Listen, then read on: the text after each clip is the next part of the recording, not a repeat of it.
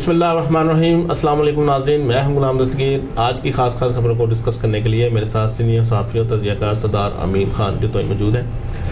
ایک سال میں مہنگائی کے ریکارڈ ٹوٹ گئے ہیں سر, لوگ پریشان ہیں. بسم اللہ الرحمن الرحیم. دستگیر صاحب, سب سے پہلے آپ کو بتاتا چلوں کہ پچھلے سال کا اور اس سال کا اگر آپ تقابلی جائزہ لینا تو یہ جو ابھی دسمبر چل رہا ہے, دسمبر میں آپ پچھلے سال کی نسبت اس دفعہ جو سرکاری اشاریہ بتا رہے ہیں 16.53% جو ہے اضافہ ہو چکا ہے قیمتوں میں. اس میں آٹا, چینی, دال, چاول, آپ کے خوردنی تیل, یہ تمام چیزیں شامل ہیں اس میں. سب سے بڑی چیز یہ ہے غریب آدمی, اب دیکھیں کہ ذرائع آمدن کہاں بڑھے ہیں, کہاں پہ جا کے آپ سرکاری نوکری کے سرکاری ملازموں کو لے لیں, کہاں پہ تنخواہیں بڑھی ہیں. آپ پرائیویٹ ملازمی لے لیں تو جو ایک گورنمنٹ نے پالیسی دی ہوئی اتنی کم از کم مزدور کی تنخواہ ہوگی, کیا وہ مزدور کی تنخواہ اتنی مل رہی ہے؟ سرکاری تو پھر ایک سال بعد کچھ نہ کچھ بڑھتا ہے, پرائیویٹ تو 3 سال نہیں بڑھاتے. میں وہی کہہ رہا ہوں کہ سب سے بڑی چیز یہ ہے کہ اس وقت ملک میں جو ہے مہنگائی کا ایک طوفان ہے. آپ کی ساری یہ جو جسے کہتے ہیں معیشت, جناب بڑی انٹرنیشنل اشاریے بتا رہے ہیں جی, انڈیکس بتا رہے ہیں جی, لیکن جب تک عام آدمی کو اس سے فرق نہیں پڑے گا, جب تک کھانے پینے کی اشیاء جو آپ سستے نہیں دیں گے, یہ 4 چیزیں جو ہیں ان کے اوپر اگر کنٹرول نہیں کر سکتے آپ, تو میرے خیال کے مطابق ان معاشی اشاریوں کا کوئی فائدہ نہیں. انٹرنیشنل لیول پہ آپ چلے جائیں کہ جی ہمیں اس سے کیا فائدہ ہے. عام عوام کو جب تک فائدہ نہیں ملے گا تب تک آپ دیکھیں, آٹا جو تھا پچھلے سال اس کی آپ قیمت لے لیں, کلو کے کیا ریٹ تھا, اور اس دفعہ آپ جائزہ لیں, چینی لے لیں, دالیں لے لیں, چاول لے لیں, خوردنی تیل لے لیں, کیا بات ہے, ان میں اتنی ڈیوٹیز بڑھ گئی ہیں کہ آپ کو اس کو ایک 15 سے 18% تک اضافہ ہو چکا ہے. حالانکہ بہت ساری مین چیزیں جو پاکستان میں خود بنتی ہیں, یہ ساری چیزیں کفیل ہے پاکستان. یہ ساری چیزیں جو ہیں, یہ جن کے نام لے رہے ہیں, آٹا پاکستان میں ہوتا ہے, چینی پاکستان میں بنتی ہے, دالیں جو ہیں یہیں پہ بنتی ہیں, آپ خوردنی تیل لے لیں یہیں پہ بنتا ہے. تو کہاں سے آپ کیا باہر سے امپورٹ کر رہے ہیں ان چیزوں کو, کیا آپ کو ڈیوٹیز دینا پڑتی ہیں, یا کیا آپ ایسا کام کر رہے ہیں. جب تک غریب آدمی کو فرق نہیں پہنچے گا نا, تب تک ایسی معیشت کا یا ایسے اشاریوں کا کوئی فائدہ نہیں ہے. جی, الیکشن کمیشن کے ممبران کی ترقی کا معاملہ بھی جو ہے وہ 1 ہفتے کے لیے مؤخر ہو گیا ہے. جی بالکل, کل ان کے درمیان میں یہ ڈیسائیڈ ہوا تھا کہ جو سندھ کا جو ممبر ہے وہ پاکستان تحریک انصاف کی جانب سے جو ہے اس کا نام دیا جائے گا, اور جو بلوچستان اپوزیشن کی طرف سے دیا جائے گا, اور جو بلوچستان کا ممبر ہے وہ پی ٹی آئی کی طرف سے ہوگا. لیکن آج جو ہے اپوزیشن اور حکومت نے آپس میں مل بیٹھ کے طے کر لیا ہے کہ جی یہ ہم جو ہے نا سارے کا سارے جو الیکشن کمیشن کی فارمولیشن ہے نا, یا جتنے بھی ممبران جو 3 ممبر ریٹائر ہو رہے ہیں پلس چیف الیکشن کمیشنر, ان کے ایک ساتھ نام دیں گے. تو اب 2 دن ان کے پاس باقی ہیں, جبکہ اپوزیشن جو ہے اس نے سپریم کورٹ میں اس حوالے سے ریٹ بھی دائر کر دی ہے. تو میرا نہیں خیال کہ یہ معاملہ جو ہے 6 تاریخ سے پہلے حل ہوگا. اس میں تعطل آئے گا, لازمی بات ہے, کیونکہ 6 تاریخ کو چیف الیکشن کمیشنر جو جسٹس سردار رضا خان ہیں وہ ریٹائر ہو رہے ہیں, تو ان کی جگہ پہ الٹیمیٹلی جو ہے وہ چیف الیکشن کمیشنر 6 سے پہلے فائنل ہو جانا چاہیے. اب دیکھتے ہیں آنے والے کل میں کیا ہوتا ہے. سپریم کورٹ اس میں انٹرفیرنس کر سکتی ہے؟ جی بالکل کر سکتی ہے, ظاہری بات ہے, سپریم کورٹ ہے ہمارا ایک بہت بڑا ادارہ ہے, تو اس میں سپریم کورٹ جو ہے اس میں کوئی بھی جو ہے نا حکم امتناعی دے سکتی ہے. ہو سکتا ہے ایسا بھی ہو جائے کہ ان کو کہا جائے کہ آپ جو ہے نا کچھ, کیونکہ ادارہ جو ہے نا اس کو غیر فعال نہیں چھوڑا جا سکتا. ادارہ یہ نہیں ہو سکتا کہ ادارہ جو ہے بالکل بند ہو جائے. اب 3 ممبر ریٹائر ہو رہے ہیں, چیف الیکشن کمشنر ریٹائر ہو رہا ہے, تو آپ نے ابھی تک تقرری نہیں کی. یہ تو حال ہے ان کی سیاست کا, تو پھر ادارے کہاں سے چلیں گے, کہاں سے کام کریں گے. صاحب کہہ رہے ہیں کہ سیاستدان یہ کیسے ایک چھوٹا سا معاملہ کے لیے سپریم کورٹ جانا چاہ رہے ہیں, تو بڑے فیصلے کیسے کریں گے ملک کے لیے؟ نہیں کر سکتے. دیکھیں نا, جب آپ بھی ایسے گلا کر رہے ہیں جیسے پی ٹی آئی نے ماشاءاللہ آج تک کبھی کچھ کہا ہی نہیں, سارا کچھ ان کی طرف سے ہاں ہوتا ہے, اپوزیشن نہ کرے, ایسا نہیں ہے. اپوزیشن ہمیشہ مذاکرات کی بات کرتی آئی ہے اور مذاکرات کر رہی ہے, لیکن کیا ہے کہ جو حکومتی ارکان ہیں ان کی گردنوں میں سریا آ چکا ہے. وہ بات کرتے ہوئے ذرا تھوڑا سا نا ان کے ذہنوں میں یہ زوم ہوتا ہے کہ یہ حکومت ہماری ہے. تو حکومتیں ایسے ہی کئی آئیں اور کئی گئیں, تو کم از کم جو ہے اپنا جو ورکنگ ریلیشن شپ ہے اپوزیشن کے ساتھ حکومت کو ضرور قائم رکھنا چاہیے, ورنہ اس کے علاوہ کوئی چارہ کار نہیں ہے. سزا یافتہ نواز شریف کا علاج مکمل ہونے پر واپس بھیج دیا جائے, وفاقی حکومت کا خط لکھ دیا. بالکل جی بالکل. اس حوالے سے دیکھیں سب سے بڑی چیز یہ پوائنٹ اسکورنگ ہے. جب آپ نے اجازت دے دی جانے کی, آپ نے وہاں پہ ایک اب صرف ایک اپنے ووٹرز کو راضی کرنے کے لیے کہ جی ہم نے خط لکھ دیا ہے کہ جی میاں نواز جی کو جی واپس بھیجا جائے. اور بھائی جب تک ڈاکٹرز نہیں کہیں گے وہ کیسے واپس آئیں گے؟ اب آپ نے علاج کے لیے بھیج دیا, اب وہاں پہ ابھی ان کے ٹیسٹ نہیں ہوئے, ابھی ان کی رپورٹس نہیں آئی, مہینہ ختم ہو گیا. آپ 4 ہفتے کے لیے آپ نے یہ سب دستگیر صاحب ایک مذاق ہے اور صرف ووٹرز کو رام کرنے کی ساری کہانی ہے. اس کے علاوہ یہ کچھ کوئی خط اس میں نہیں رکھتا. قومی اسمبلی کے اجلاس میں اپوزیشن کے 4 اراکین کا پروڈکشن آرڈر جاری ہو گئے ہیں. ہاں جی دیکھیں نا وہی بات آ گئی. اب وہ الیکشن کمیشن کا معاملہ ہے, اس کے علاوہ جو اپنا قانونی ترمیم ہے, جو اپنا آئینی ترمیم ہے جس میں چیف آف آرمی اسٹاف کی جو تقرری کی بیس پہ ہے, تو یہ چیزیں جو ہیں اس کے لیے 4 اراکین کے پروڈکشن آرڈرز جاری کیے گئے ہیں. شاہد خان عباسی ہیں, خواجہ سعد رفیق ہیں, آصف علی زرداری ہیں اور خورشید شاہ. تو یہ پروڈکشن آرڈر جو ہیں, اب دیکھیں نا بڑے عرصے سے پروڈکشن آرڈر نہیں جاری ہو رہے تھے, اب اچانک پروڈکشن آرڈر جاری ہو گئے ہیں. تو حکومت بھی کسی نہ کسی سینس میں چاہ رہی ہے. اب دیکھیں انہوں نے ایک 3 رکنی کمیٹی بنائی ہے, اسد عمر اس میں شامل ہیں, اس کے علاوہ جو شاہ محمود قریشی ہیں, پھر پرویز کھٹک ہیں. یہ پولائٹ بندے, ایسے بندوں کے ساتھ اپوزیشن کے ساتھ نیگوسیشن کرنی چاہیے تاکہ ناظرین یہ جو حکومتی جو کام ہے یہ آگے بڑھ سکیں. کم از کم ان میں تعطل نہیں ہونا چاہیے. تو میرا جہاں تک خیال ہے, امید کرتے ہیں ہم بھی کہ ان کے پروڈکشن آرڈر جاری ہونے سے کافی حد تک جو ترمیم یا قانون جو ہیں اس حوالے سے جو پارلیمنٹ اپنا کردار ادا کرے گی. پی ٹی آئی کے اہم رہنما احمد خان عمران خان کے خلاف ہٹ پڑے. جی بالکل, وہ مسلسل دیکھیں کل سے. اب آج انہوں نے شوکاز نوٹس کا جواب دیا جو پی ٹی آئی کے جو جنرل سیکرٹری کی طرف سے جاری کیا گیا تھا. تو آج انہوں نے باقاعدہ اس میں لکھا ہے کہ جناب بڑی بات ہے کہ آپ جنرل سیکرٹری بن گئے ہیں. انہوں نے باقاعدہ کیانی صاحب کو جو پہلے وزیر صحت تھے ان کو باقاعدہ مخاطب کرتے ہوئے کہا ہے کہ یہ بھی اللہ کے دن ہے کہ آپ جنرل سیکرٹری بن گئے ہیں. سینئر ترین ممبر جو ارشد داد تھے جو پہلے جنرل سیکرٹری تھے ان کو ہٹا کے ان کو لگایا گیا. تو انہوں نے باقاعدہ اس میں یہ بھی لکھا ہے کہ جناب آپ نے جو کرپشن کی تھی وہ کہانیاں کدھر ہیں جو آپ نے بطور وزیر صحت آپ کو ہٹایا گیا تھا. تو اس وقت وہ کھل کے بول رہے ہیں, وہ یہ کہہ رہے ہیں کہ مجھے کوئی پارٹی سے نکال نہیں سکتا, مجھے کوئی بندہ ڈکٹیٹ نہیں کر سکتا. عمران خان صاحب مجھے بڑی اچھی طرح جانتے ہیں, یہ پارٹی میری ہے, میں کبھی بھی نہیں جاؤں گا. اور باقاعدہ وہ کہہ رہے ہیں کہ سب سے بڑا جو بات انہوں نے کہی ہے, انہوں نے کہا ہے کہ یہ جو فان فنڈنگ کیس ہے پی ٹی آئی کا, یہ پی ٹی آئی کے گلے کی ہڈی ثابت ہوگا اور یہ بہت بڑا کیس ہے. اور اس حوالے سے دیکھیں نا یہ باتیں ہو رہی ہیں. تو حامد خان بڑے سینئر قسم کے آدمی ہیں اور ایک وکلا کا ایک بہت بڑا گروپ. اب دیکھیں نا اس وقت سپریم کورٹ میں 2 ہی گروپ الیکشن لڑتے ہیں, ایک حامد خان گروپ ہے, ایک آسما جہانگیر گروپ ہے. آسما جہانگیر اللہ کو پیاری ہوں گی لیکن حامد خان صاحب زندہ ہے. تو حامد خان جو ہیں بڑے اہم رہنما ہیں پی ٹی آئی کے. تو اس حوالے سے وہ مکمل طور پہ پی ٹی آئی کی پالیسی سے تنگ آ چکے ہیں.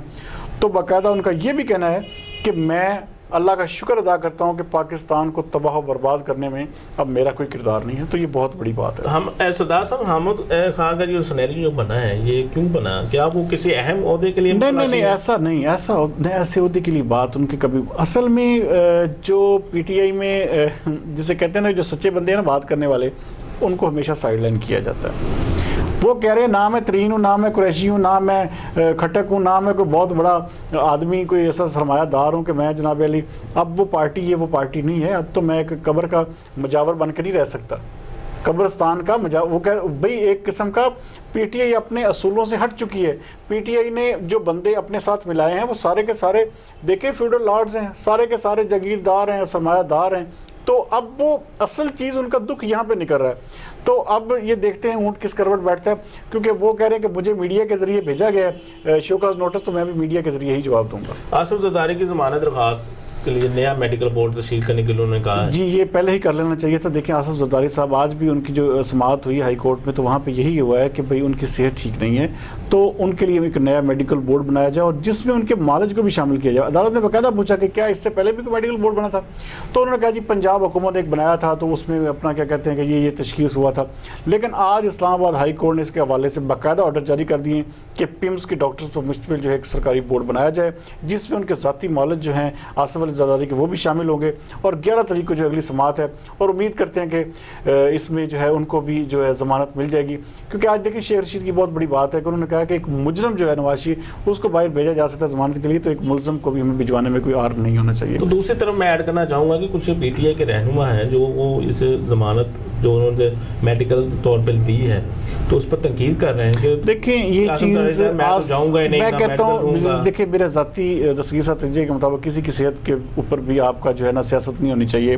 بیمار آدمی کوئی بھی ہو سکتا ہے. جب آپ دیکھیں نا آپ کہتے ہیں جن کی بیماریاں آپ آزادی میں پھر رہے ہیں نا دستگیر صاحب, آپ اپنے اوپر لے لیں. یہ جناب جو باتیں کر رہے ہیں, جو کہتے ہیں جی یہ اقتدار میں ہوتے ہیں تو جناب علی ٹارزن بنے پھرتے ہیں, اقتدار سے ہٹ کے جناب علی یہ, جب آپ ان کو سزائیں دیں, آپ کسی کو قید کریں, اس کے بعد دیکھیں گے نا جو آپ جو ٹارزن کے الفاظ استعمال کریں اپنے لیے بھی استعمال کریں, آپ کسی آدمی کو بند کر دیں, اس کو عقوبت خانے میں ڈال دیں, تو ظاہری بات ہے ایک بندہ جو عادی ہوتا ہے اچھے ماحول میں رہنے کا یا اچھی ایک لائف سٹائل میں رہنے کا, تو اس کے لیے بیمار وہ لازمی امر ہے, وہ ہو جاتا ہے.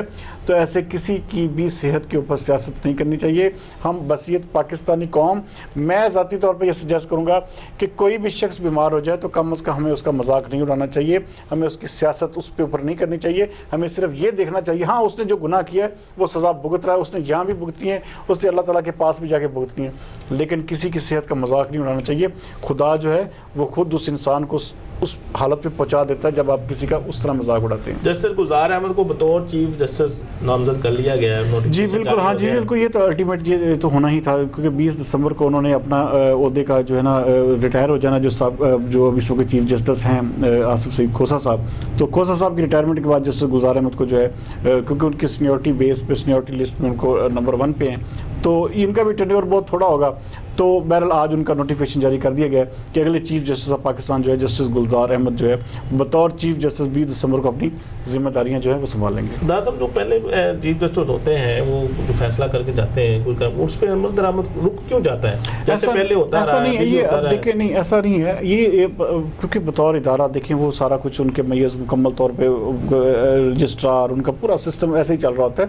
تو ایسا بالکل بھی نہیں ہے, یہ غلط بات ہے, کیونکہ یہ کوئی ایسا نہیں ہے کمان کی تبدیلی کا جس میں کوئی ایسے معاملات ہو جائے, کیونکہ ایک ہی جگہ ہے وہاں پہ سپریم کورٹ, تو وہاں پہ ہی سارا کچھ ہونا, تو وہ پہلے ہی سب چیزیں اسی لیے اب ان کو نوٹیفیکیشن کر دیا گیا تاکہ آگے آنے والی جو چیزیں ان کو سیٹل آن کر سکیں. شہباز شریف کی اہم نیوز کانفرنس جی بالکل آج بہت, ہاں جی ببانگ تحل, جی بالکل, اس پہ دیکھیں انہوں نے کہا ہے کہ عمران خان جو ہے بڑے وسیلے آدمی, ان کے ساتھ بات کرنا ممکن نہیں ہے.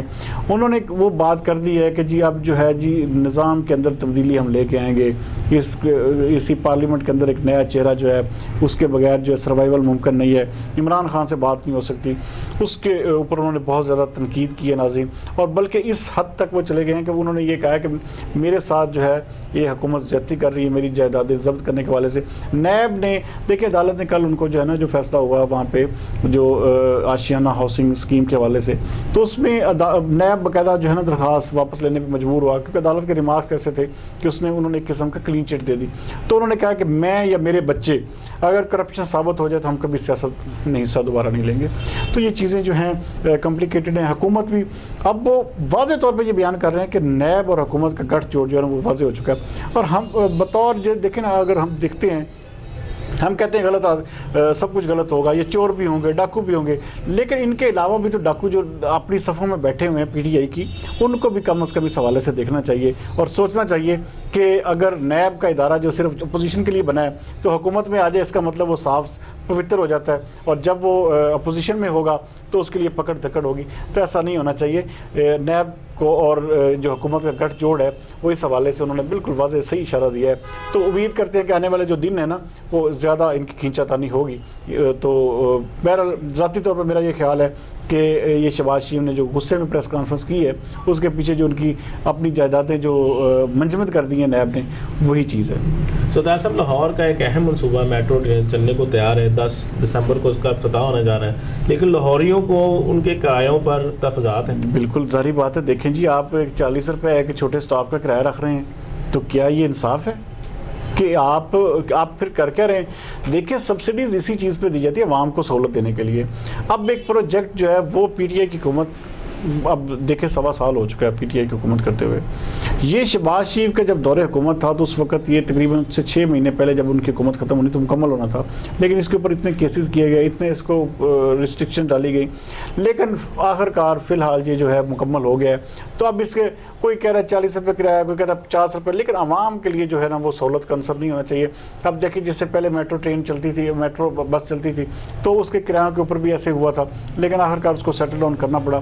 تو امید کرتے ہیں کہ یہ حکومت پنجاب جو ہے اس حوالے سے کوئی بہتر ڈیسیجن لے گی تاکہ عوام کو زیادہ سے زیادہ فائدہ ہو سکے اور یہ ٹرین چل پڑے.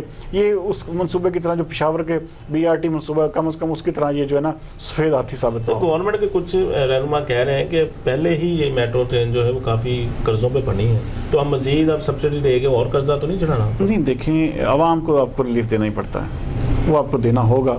حکومتیں جو ہوتی ہیں وہ ہمیشہ عوام کے لیے ہوتی ہیں, تو یہ قرضہ یا یہ چیزیں جو ہیں یہ پچھلی باتیں رہ گئی. دیکھیں ہم نے اس ملک کا سٹرکچر بھی تو بنانا ہے. اس ملک کا جب ترقیاتی سٹرکچر نظر آئے گا نا, یہی ٹرین جب لاہور کی چل رہی ہوگی نا اوپر, تو یہ ہمارے لیے بھی ایک بڑی اچھی بات ہوگا, آنر ہوگی ہمارے لیے کہ ہم کم از کم انٹرنیشنل لیول پہ ہمارے ملک میں بھی کوئی ایسی جو ہے نا منصوبہ چل رہا ہے. جی بالکل, بہترین موٹر وے سے. جی بالکل, اور اب یہی چیز ہے کہ ہمارے ملک میں کم از کم لاہور جیسے شہر میں ایک ٹرین کا جو منصوبہ ہے, تو ہم سمجھتے ہیں کہ یہ ایک اچھا منصوبہ ہے, اس کو بند نہیں ہونا چاہیے. تو عوام کو جو ہے کم از کم ریلیف جو ہے اس حد تک ضرور ہونا چاہیے کہ ان کے کرائے کم سے کم ہوں. جی ناظرین, یہ تھا آج کا پروگرام, آج کی خاص خبریں جو میں نے اور صدار صاحب نے ڈسکس کی. کل تک کے لیے اجازت دیجیے گا. اپنا اور اپنے لوگوں کا خیال رکھیے گا. اللہ حافظ. پاکستان زندہ باد.